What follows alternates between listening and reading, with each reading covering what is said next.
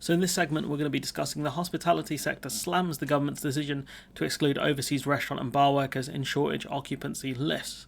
So hospitality figures have described the government's decision to not include overseas restaurant and bar workers in the shortage occupation list as, quote, disappointing, end quote, as the sector claims that ongoing labour shortages are, quote, crippling, end quote, businesses. From Kate Nichols saying, quote, ongoing labour shortages are crippling hospitality businesses, forcing them to reduce their hours and costing the industry billions in lost trade, end quote. That's Kate Nichols, Chief Executive of UK Hospitality, talking to City AM. And some of these restaurants, cafes aren't open for lunchtime because they just can't get the staff. Is anyone really surprised about this? These industries were very reliant on EU workers and still are. It's across the board in hospitality, from front of house to the kitchen, from the basic roles to the managerial roles, the head chef role, the maitre d', the sous chef, all of these roles were very reliant on the EU. The Tories just see hospitality as an easy place to work with basic skills needed, so they don't need to be on the shortage list. You need things like social skills to work in these roles, the ability to work in unsociable hours, which isn't easy, especially if you want a social life. The Tories really don't understand this. Nicholl said that the trade body provided, quote, compelling evidence and data, end quote, to the Migration Advisory Committee's consultation and the finalisation of the list to prove that the sector was struggling to get sufficient employees. It's understood that a full review of the shortage occupation list is ongoing. She continued, quote, with shortages in the sector 2/3 higher than pre-pandemic, it's clear there aren't enough active people in the economy to fill all the roles we need. Despite the extensive work the sector is doing to recruit domestically, including the economically inactive, end quote. And I'd question how much these companies are doing domestically, but the issue with the rampant inflation, the cost of food, beverages, and energy going up so much. How viable is the hospitality sector? These sectors pay way more for energy than domestic house users.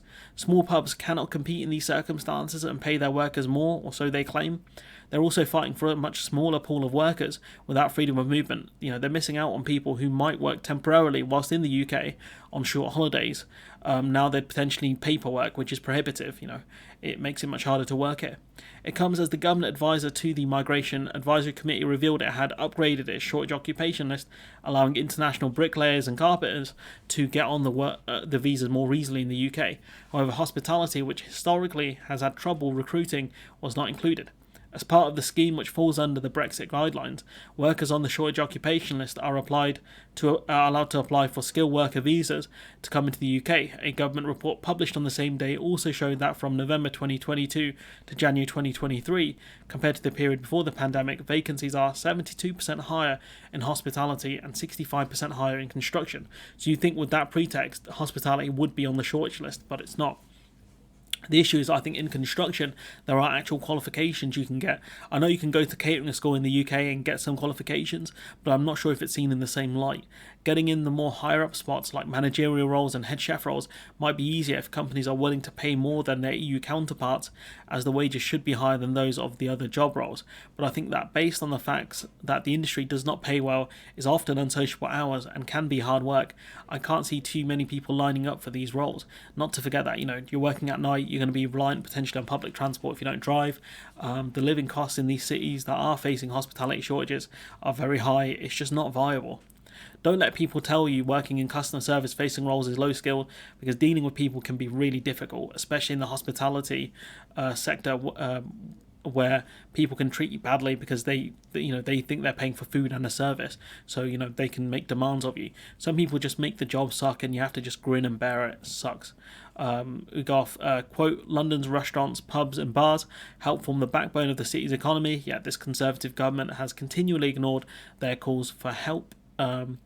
End quote from Sarah Olney, Lib Dem Treasury spokeswoman, telling City AM, and then quote, the government's immigration approach post-Brexit